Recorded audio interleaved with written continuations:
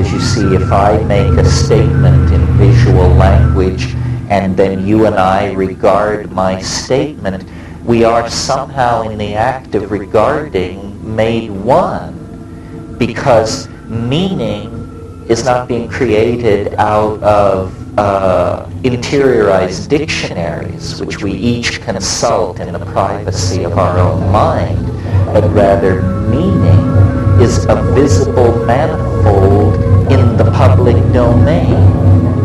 Meaning goes public, and the differences between people then decline toward being insignificant. It's a kind of a final confirmation of the McLuhan apotheosis. And I think visible language is coming. Life in the imagination is to be the life of creativity carried on through these virtual environments driven by linguistic engines. Like that.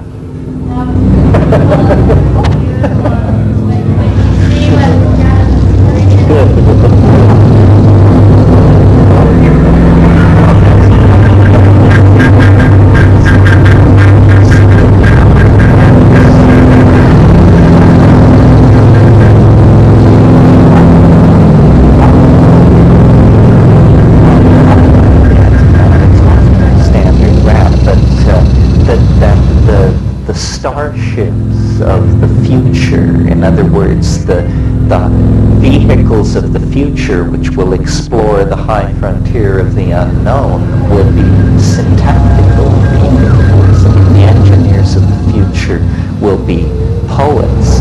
This is what virtual reality holds out to us, the possibility of walking in to the constructs of the imagination. In a way, culture is that. I mean, our cities, bridges, highways, airliners, and art galleries are condensations out of the imagination, but at tremendous cost, because we must make them out of matter. Once we can make them out of light, out of electrons, then we won't build skyscrapers 120 stories high. We'll build them as high as we want. Roof height will no longer be a factor ruled by cost effectiveness and gravity. It will be a parameter ruled by the imagination, as will all other parameters. And then we will discover what man truly is, when we are able to erect, stabilize, share, and explore our dreams in a kind of virtual hyperspace that, carefully analyzed, is seen to be linguistic. That's what its connectors are made out of. That's what its ferroconcrete and steel is the edifice of language. This is what the stuff of the imagination is made of. And I think this is what we're moving toward.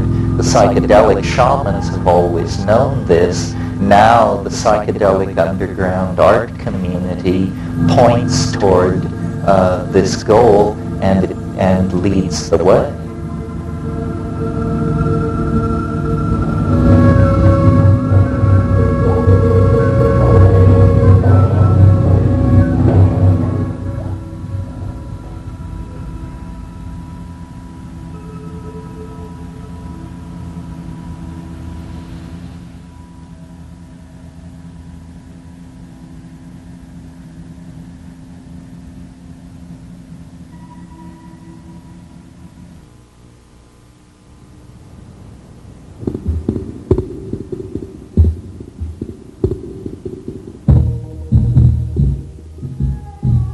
Yes, well, this is a segue from yesterday's discussion about visible language.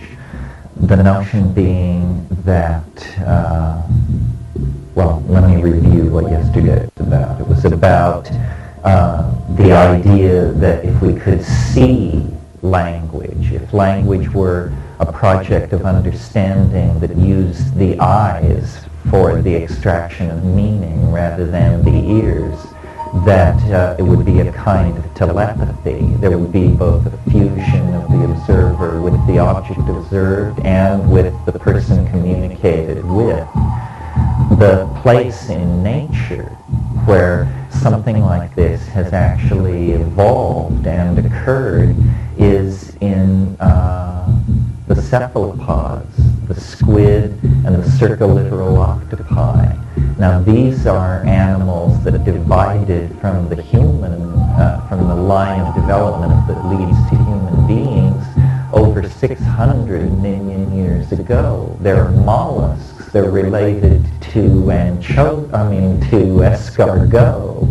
It's an organism very different from ourselves. Nevertheless, one of the things that evolutionary biologists always talk about is convergent evolution between the eyes of cephalopods and the eyes of higher mammals.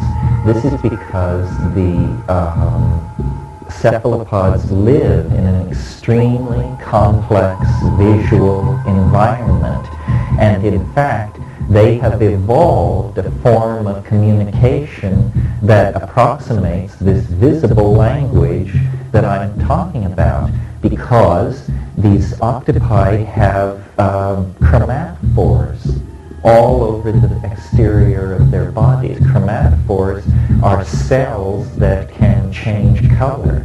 Now many people know that octopi can change color, but they think it's for camouflage, for blending in with the environment. This is not at all the case.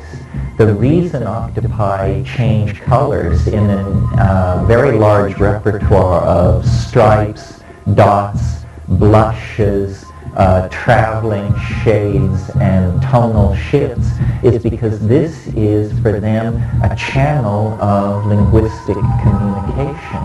In other words, they don't transduce their linguistic intentionality into small mouth noises like we do, small mouth noises which then move as sound across space in the form of vibrations of the air.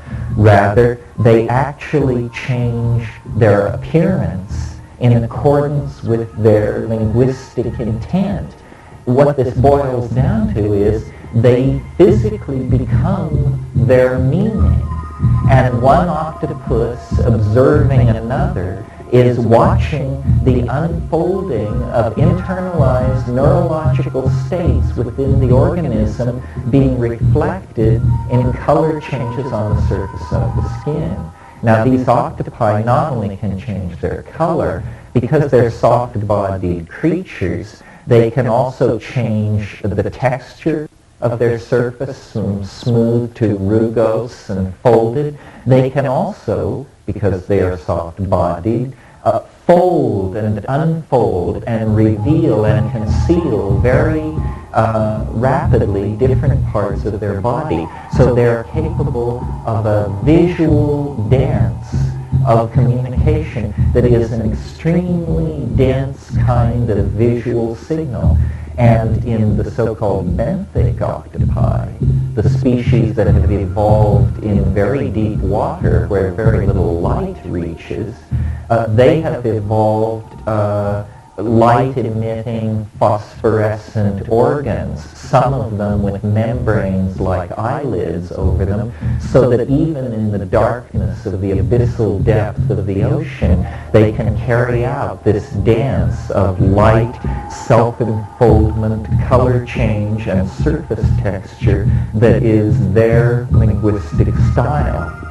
In fact, the only way an octopus can experience a private thought is to release a cloud of ink into the water into which it can retreat briefly and hide its mental nakedness from its followers.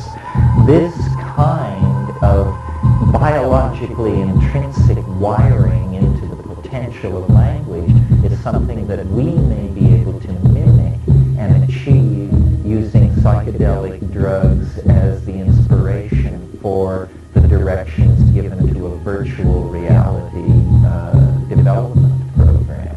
In other words, we might be able to create kinds of visibly beheld syntax that would be the human equivalent of the dance of light, texture, and positioning that constitutes the grammar and syntax of squids and octopi.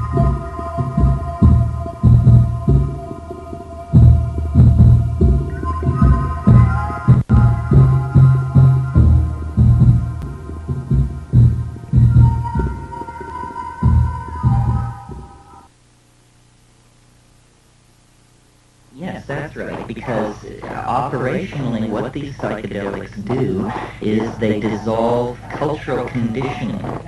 Cultural conditioning is like software, but beneath the software is the hardware of brain and organism. And by dissolving the cultural conditioning to speak English, German, Swahili, or whatever, then one returns to this Ursprach, this primal language of the animal body, and can explore the real dimension of feeling that culture has a tendency to cut us off from.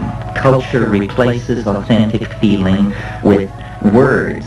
As an example of this, imagine an infant lying in its cradle and the window is open, and into the room comes something marvelous, mysterious, glittering, shedding light of many colors, movement, sound, a transformative hierophany of integrated perception, and the child is enthralled.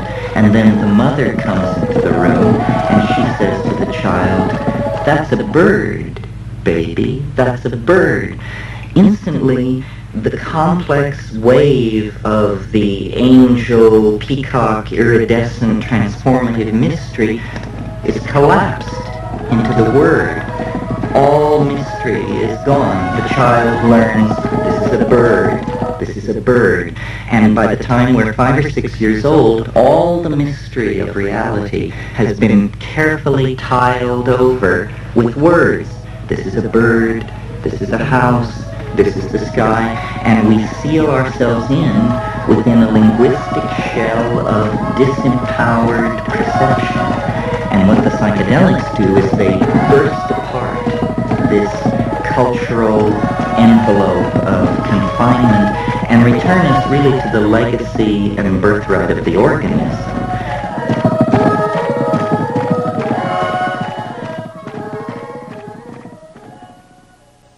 Kittin. Itiditi kwai kwak sidigi uk. Ftidi uget ning kwateti on kwak zi vidu ungin bra al kektest. Ningol begagan kekt kwai. Kwai patapahakwakan e tolgine hulkwe papahakanta. Eto chikabel idum wipul kektak sitititing. Itit shikwan pohaka wumundur. Wumundur upiti ichu upwaksa. Amapango hotech ni wato deva hoichpul. That's it. I'm out of here.